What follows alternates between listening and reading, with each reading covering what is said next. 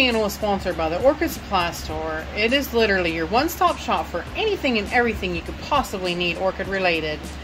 And they even sell orchids. Use my name code Hillbilly in the code section for a 12% viewers discount. So go check them out, y'all. Hey y'all, it is Paula with Hillbilly Orchids. Welcome back to my channel. I hope everybody's having a fantastic day. It is really chilly cold here. Going to be even really a lot colder tonight. So I'm probably going to do this like a two-parter kind of thing. Or you guys probably don't even really need to see the second part where I actually do water these guys, because it's nothing, you know, maybe I won't do that part because it's going to have to wait. Actually, tonight's going to be down to 17 degrees. Yes, and a lot of people are feeling it.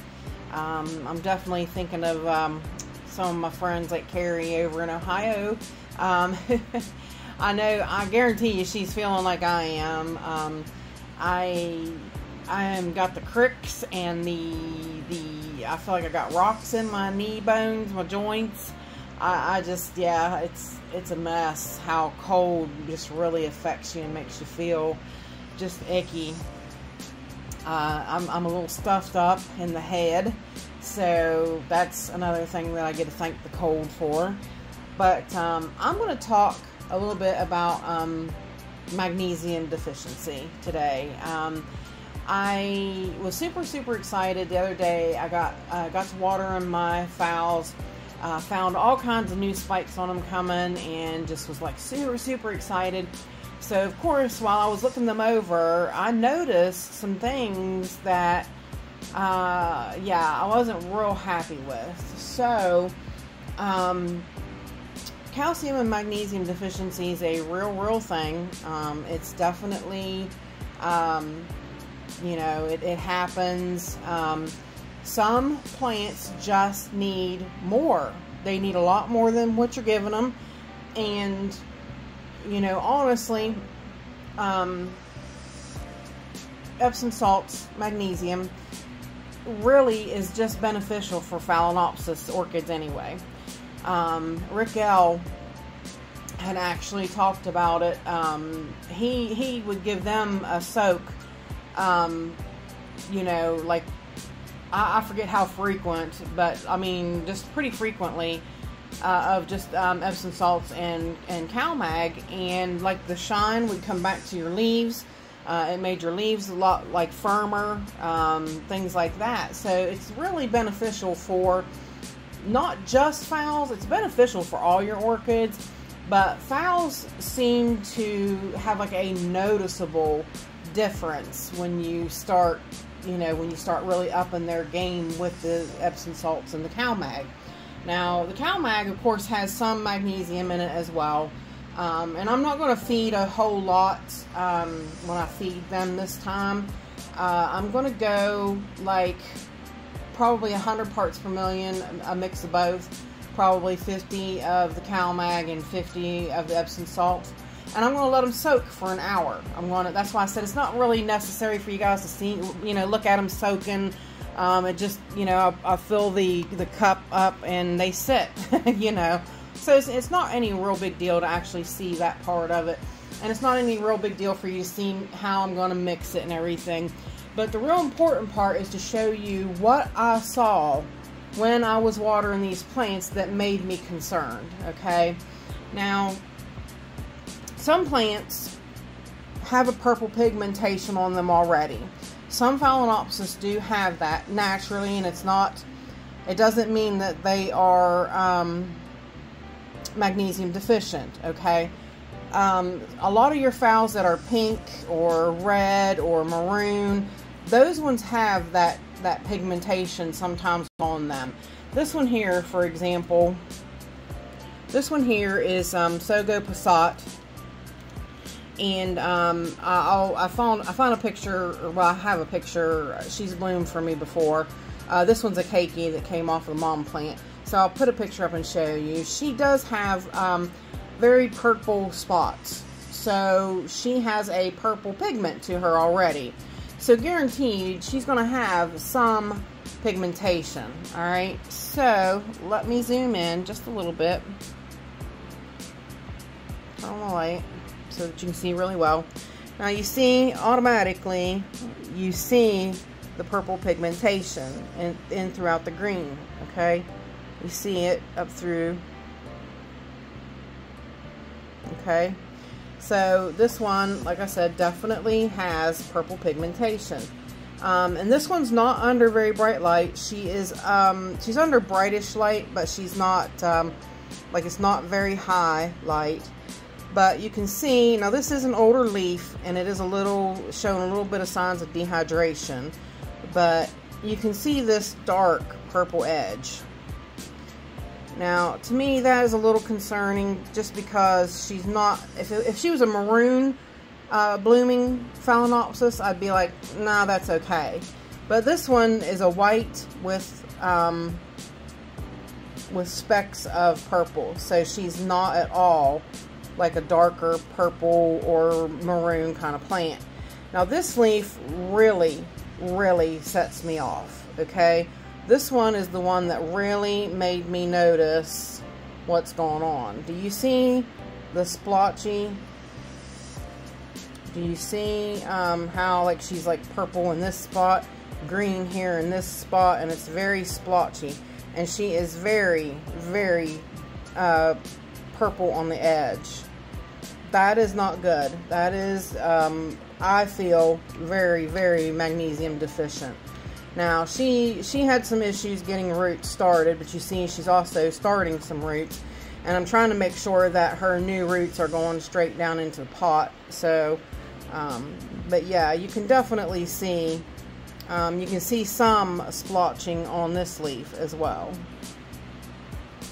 So she's definitely, and you know what, the big huge thing is, if it's not really a magnesium deficiency, I didn't do a thing wrong by giving them a treatment.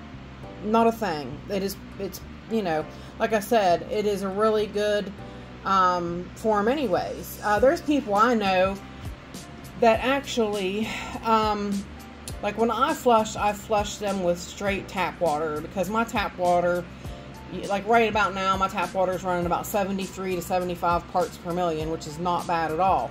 So I'll rinse them straight from the tap, and I'll just rinse, you just rinse them straight through, rinse, and the little bit of chlorine that's coming through out, that it doesn't stay in the pot or nothing like that. It's not like they're soaking in it. It's just going through and it's rinsing everything out. So it's fine to use to rinse them. Now, a lot of people don't have that luxury, and they have to either filter their water or get rainwater, and it's harder to flush an orchid that way. But the thing of it is that these guys, like I said, you throw the dolomite lime in there, so which you can probably see, actually, there is some here on this, you can tell what's the dolomite, but you know, that helps as well. But when you flush that, you wind up flushing that out. So I usually wind up putting the dolomite lime back around there. But anyways, back to the magnesium. Even if they don't necessarily need it, that I'm wrong, that is not an indication of magnesium deficiency, this plant is only going to benefit from that soaking of the CalMag and the Epsom salts. And what I'm doing is I've got my water, I've got a 32-gallon garbage can sitting over there with it's filled up with my tap water, and it's sat there for 3 days. So it is, all the chlorine and stuff has evaporated out of it, so it's ready at any time to use. So I will mix up my stuff in there, and that is what I will use to water it with. Now, this one, let's go to the bigger one. Now this one's a new plant, and that's also another reason why I say indicators are that it's a new plant. And this one too is just a spotted, this is Beautiful Smiles. This is also a red spotted little Phalaenopsis. But again, she's new and probably never had a CalMag soak a day in her life. So once you turn her around, and actually this side doesn't even face the light. The light is hitting her from this direction. So again, right away, like, what do you notice? You notice this really purple leaf, really purple leaf. Okay, now that leaf is purple all the way up. Now this one is not as purple, and it's a little harder to see it. Let me see, it's hard to see around these. Do you see the splotches? Can you see the... So again, this concerns me. This definitely concerns me. I really feel that this plant needs some magnesium and calcium. You know, like I said, you never know if it's got a magnesium deficiency, it's got a calcium deficiency. They just go hand in hand. That's why they sell you CalMag together. Because if it's deficient on one, it's deficient on the other, and you just as well give them a dose of both. And as we all know, orchids, all orchids are calcium hogs. So you have to, you know, give them lots of calcium, and you're just adding more calcium to them, and it's a treatment that they will benefit from. So it's, you know, and even people that are doing, you know, like semi-hydro, they can do this as well. The only thing is you just have to dump your solutions out and put in, you know, solutions of Epsom salts, let them soak a little while, dump it out, clean it out, rinse your pot, and then you can put your regular mixed fertilizer right back in the reservoir, and you're done. So you can treat them all, you know, I mean, they all would benefit from a CalMag soak. Now this one here is a real good indicator, because this one is literally a solid greenish yellow flower. So this one really shouldn't have much purple on it at all, if any, unless it's getting way too high of light. And I guarantee you that she's not. She's getting good light, but she's not in too high a light, that's for sure. So this one is Phalaenopsis green apple, and I do have bloom pictures of her as well. But again, right off the bat, you see a lot of purple on that leaf. Again, on this old leaf, you see purple splotching. And like I said, this is a solid green-yellow bloom. There is nothing about this, and she is senescing a leaf, which is another indication that something's going on.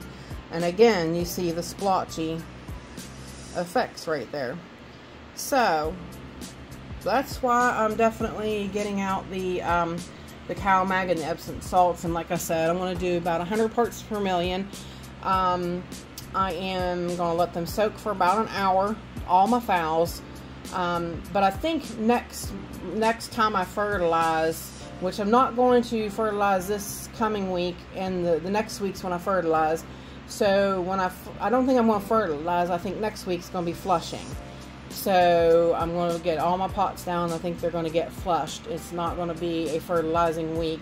It's going to be a flush and replace the dolomite and all that. So yeah, that'll be a rough week. That's usually really hard on my back. So I kind of hate to do it, but it is what it is right now. So they haven't been, because of my back, they haven't been flushed for a while, so they need it. So I'm definitely going to be working on that. But as well, that's another reason why I want to give these guys a good few days, like at least a week after they get this soak. I want them to have a good week to be able to absorb as much of that as possible before I go and rinse them out. Okay, so, but yeah, that is what I'm going to do. And like I said, it's going to be 50 parts per million of the Epsom salts, 50 parts per million of the CalMag, and that's usually like a welcome cocktail too. Whenever I get new orchids, that's what I do. I put about 100 of these two mix, so it's 50-50, and then I usually add about 30 of sea kelp.